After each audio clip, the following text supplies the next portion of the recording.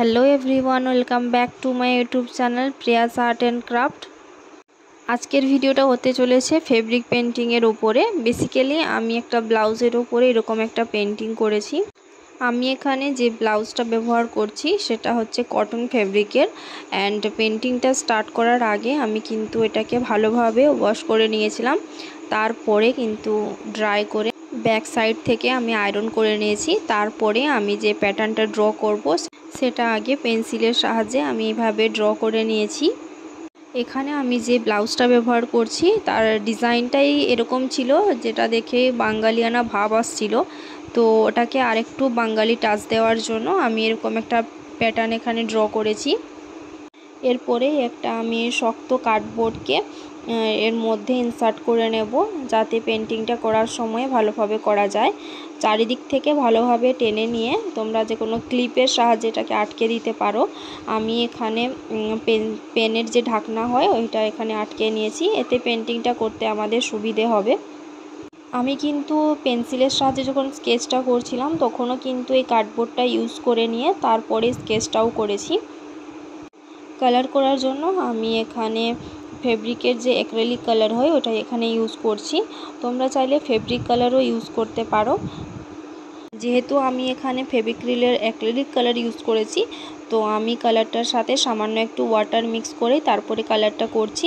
তা না হলে কিন্তু কালারটা ভালোভাবে অ্যাপ্লাই করা যাবে না। আর যদি তোমরা এখানে ফেব্রিক কালার ইউজ করো তাহলে কিন্তু ওয়াটার মিক্স করার কোনো প্রয়োজন নেই।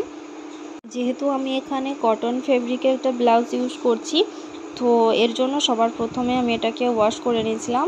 কারণ তোমরা জানো কটন ফেব্রিকের যে জামা কাপড় থেকে সামান্য একটু রং ছেড়ে আসে, তো এর জন্য সবার প্রথমে এটাকে ওয়াশ করে নেবে। তারপরে ভালোভাবে কিন্তু রোদে ড্রাই হতে দেবে, তারপরেই তোমরা আয়রন করে কালারটা করবে। আমি এখানে রেড কালার দিয়ে প্যাটার্নগুলো ড্র করে নিচ্ছি। তোমরা লক্ষ্য করো ভালোভাবে, আমি কালারটা করার সময় কিন্তু প্রথমে সাইডগুলোকে আগে ড্র করছি, তারপরে কিন্তু মাঝের অংশগুলো ফিল আপ করছি। এতে কিন্তু যে আউটকামটা সুন্দরভাবে আসে। যেহেতু এখানে আমি যে ব্লাউজটা নিয়েছি ওটা ইয়েলো কালারের ছিল, তো আমি এখানে ইয়েলো, রেড এবং গ্রিনে একটা কম্বিনেশন করার চেষ্টা করছি, কারণ এই কম্বিনেশনটা খুব ভালোভাবে ফুটে ওঠে আর দেখতে কিন্তু ভীষণই সুন্দর লাগে। কালারটা এখানে করার জন্য আমি যে তুলিটা ইউজ করেছি ওটা 000 সাইজের। তো তোমরাও চেষ্টা করবে এই স্মল সাইজেরই তুলি ইউজ করার, কারণ এতে কালারটা স্প্রেড হয় না। ছোট ছোট অংশগুলোতেও ভালোভাবে কালার করা যায় এবং সরু লাইনগুলো ড্র করা যায় ভালোভাবে। তো এই যে দেখো প্রথমের এই প্যাটার্নটা আমার ড্র করা হয়ে গেছে, বাট আমি যখন এটা ড্র করি তারপরে কিন্তু আমার জিনিসটা ভালো লাগছিল না। তো ভাবলাম ব্ল্যাক কালারটা দিয়ে আউটলাইনগুলো করা যাক। বেশ সেই মতো আমি ব্ল্যাক কালার দিয়ে পুরোটাতে আউটলাইনটা করে নিচ্ছি। আর যখন এটা কমপ্লিট হয় তখন কিন্তু এটা দেখতে অসাধারণ লাগছিল। যেহেতু আমি ফার্স্ট টাইম এরকম কিছু ট্রাই করছিলাম, তো ভয়ও লাগছিল ফার্স্টের দিকে, কিন্তু শেষে যখন এরকম আউটকামটা আসে তো আমার কিন্তু ভীষণই ভালো লাগছিল। তোমরা কিন্তু কমেন্ট করে অবশ্যই জানাবে তোমাদের এই ডিজাইনটা কেমন লেগেছে। ভিডিওটাতে আমি কিন্তু স্টেপ বাই স্টেপ সব প্রসেসগুলোকে তোমাদের কাছে তুলে ধরার চেষ্টা করেছি, এতে তোমরাও যদি কেউ এটা করতে চাও তাহলে ইজিলি কিন্তু করতে পারো। তো এই যে দেখছো মাঝখানের আমার যে পার্টটা ছিল ওটা কিন্তু কমপ্লিট হয়ে গেল। এরপরে সাইডের দিকে আমি যে প্যাটার্নগুলো ড্র করেছিলাম ওইটা একে একে ফিল আপ করে নেব। সেমভাবেই কিন্তু এটা ফিল আপ করবো।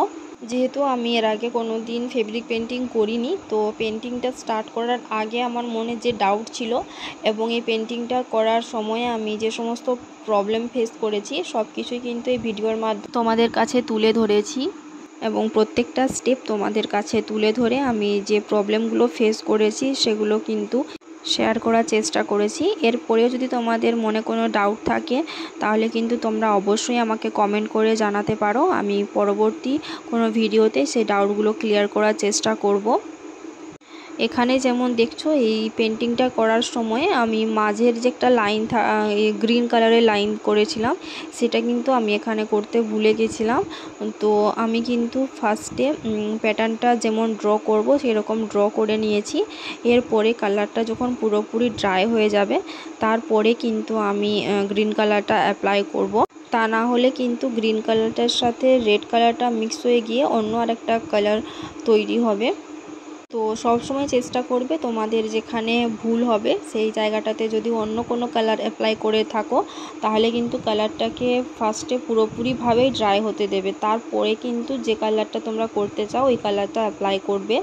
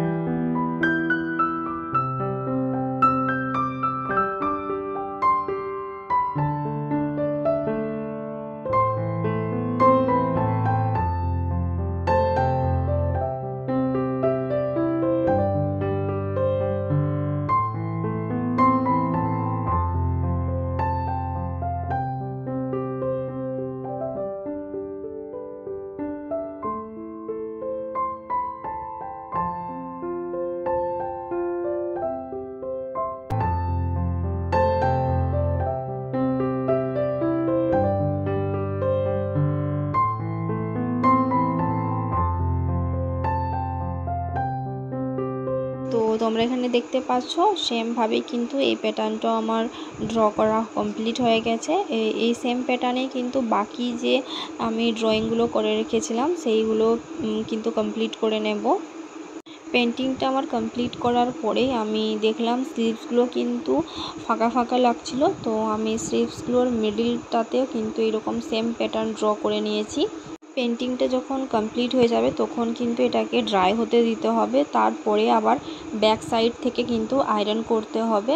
তারপরে মিনিমাম 2 দিন তোমাদেরকে রাখতেই হবে উইদাউট ওয়াশ করে, তারপরেই তোমরা এটাকে ওয়াশ করতে পারো। এর থেকে আরও বেশি দিন যদি তোমরা এটাকে ওয়াশ না করে রাখতে পারো তাহলে কিন্তু কালারটা আরও বেশি টেকসই হবে।